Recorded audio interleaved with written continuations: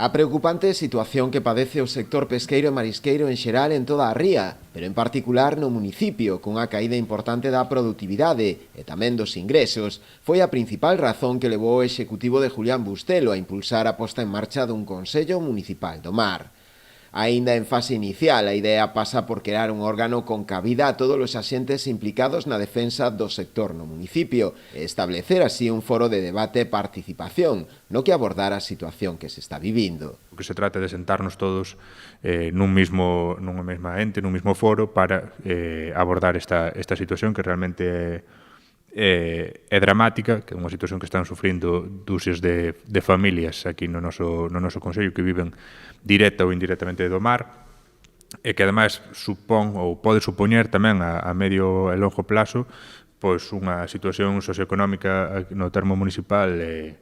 delicada, porque ademais estamos vendo que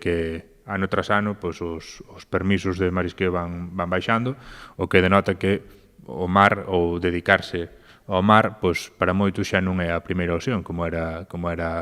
noutro tempo, porque non garante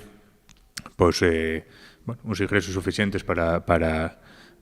levar a cabo un proxecto de vida, non? Entón, isto pode ter unhas repercusións importantes para un municipio como o noso, que ten no mar un sector productivo fundamental. Dende o Concello sinalan que é o momento de deixar de lado calquera diferenza para traballar conxuntamente na defensa dun sector productivo fundamental para a localidade.